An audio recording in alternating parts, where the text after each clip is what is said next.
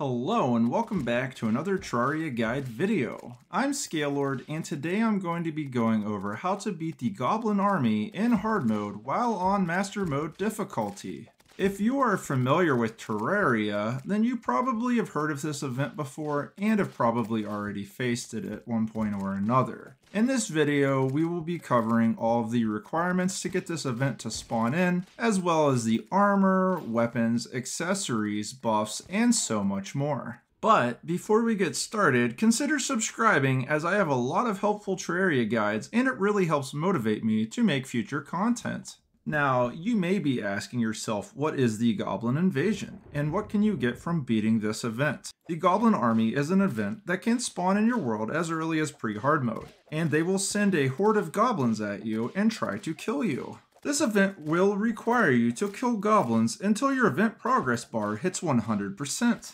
This event will not despawn if you die, and will allow you for an unlimited amount of attempts, but it can be quite challenging if you are not prepared. And when in hard mode, this event will get quite a bit harder as well, spawning in new enemies and providing 3 unique new weapons. These are the Shadow Flame Bow, Shadow Flame Knife, and Shadow Flame Hex Doll. And these are some really great weapons to prepare yourselves for facing the mechanical bosses. But before you can go pew pew with your new toys, you first need to prepare yourselves to face this incredible army. And by all means, you could just sit back and wing it, give it your best shot while dying more times than you'll ultimately admit, and probably just be silently going stir crazy, just wishing for it to all be over. However, that's not what we're gonna do today. Now, before we go and get our butts kicked, yeah, let's go over our arena. Your arena really depends on your playstyle and can include platforms, minecart tracks, lava, traps, and so much more. And what you decide to build is entirely up to you, but I would definitely make a decent arena. Otherwise, you might just get steamrolled by these goblins, and you're probably not going to enjoy that very much, unless maybe you're into trains. At the very least, you will want to build a series of platforms in the air and have a shallow pit of lava on the ground. You can also make your arena as simple or complex as you choose.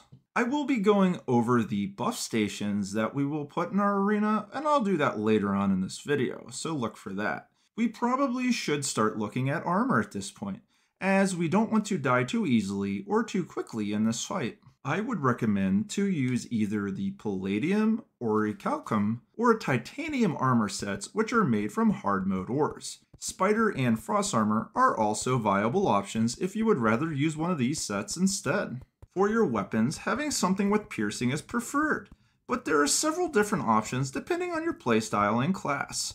For melee weapons, the Titanium Sword or Titanium Trident are excellent options as they have high damage and piercing depending on which one you want to use. If these are not available, then I would suggest the Adamantite Sword, Icicle, or the Adamantite Glaive. If you find yourself preferring to play more of a ranger class, then I would suggest the Morrow or Ice Bow. The Morrow has a 1 out of 200% chance to drop from skeleton archers, and the Ice Bow has a 31.67% chance to drop from ice mimics. If you prefer to use a gun, then the Mega Shark is an extremely strong option for you to try. I already have a separate video on this, so make sure to look that up if you're interested in learning how to make that. If you find yourself being more of a wizard, then the Mage route may be the way that you want to go. For this, I would recommend the Life Drain, which has a 20% chance to drop from Crimson Mimics, or the Clinger Staff, which also has a 20% chance to drop from Corrupt Mimics.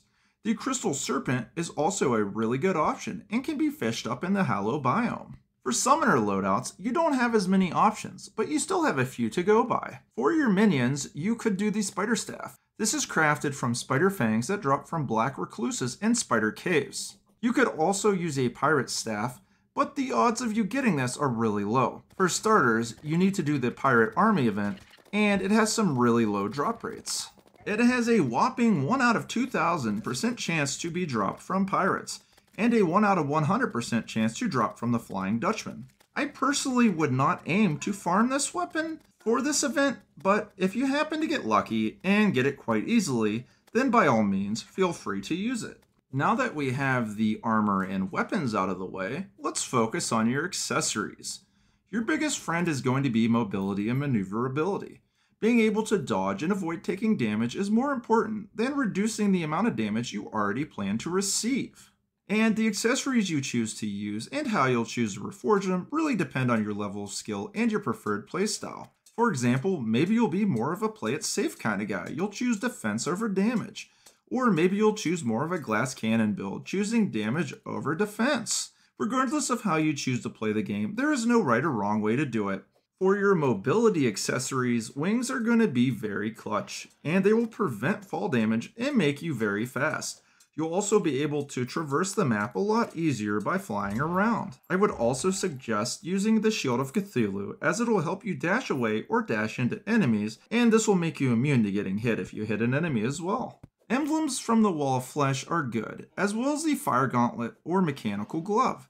The Magic Quiver is also really good for Ranger loadouts, and a lot of these accessories will depend on the class that you choose to play. The Cobalt Shield, Cross Necklace, Brain of Confusion, or Worm Scarf are really good for helping to reduce damage or prevent damage at all. If you can craft the Terra Spark boots, then I would suggest that as well. They are every single boot in the game combined into one. If I fail to list an item that you guys think deserves to be listed, then just leave a comment down below and let us know what you think should be used for your loadouts. For your buffs, there are several different options, and I suggest you get as many as you can manage. Heart and Star statues are very helpful if you have the mechanic, because you may wire them up and get additional heart and stars in your arena. I would also suggest bass statues, campfires, star in a bottle, heart lanterns. These are just some of the few really good arena buff stations that you can put down that'll really give you the edge in this fight.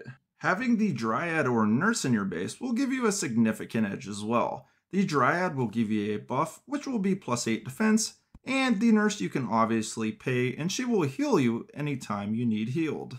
Pools of honey, sunflowers, garden gnomes will also help too, and there are a huge array of several different potions depending on the class that you choose to play. I am not going to be going over how to make these potions, however, but I will link the wiki page in the description below, so make sure to check that out if need be. Now, before we go into how to get these conditions to be met or how to summon this event in, I would kindly ask you to like this video and share it with your friends. It really helps push my content to other people and helps support my channel and makes me really happy. To summon the event, you will need to have smashed at least one Shadow Orb or Crimson Heart. You must have at least 200 health, and it must be daytime. This event can be spawned in randomly, and has a 1 out of 60% chance to do so in hard mode, but it can also be spawned in manually by using a Goblin Battle Standard. Now, the amount of effort and preparation you choose to do is up to you. Now, enjoy some music as I defeat this army. Let me know in the comments if this video helped.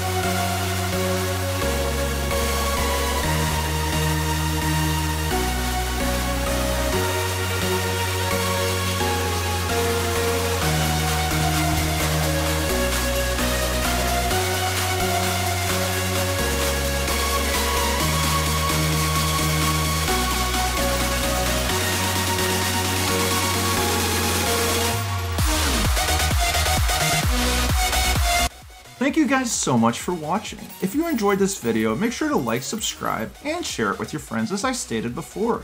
Make sure to join my Discord, which is linked in my bio, and make sure to watch one of these two videos next. Have a good one, and we'll see you in the next one. Bye.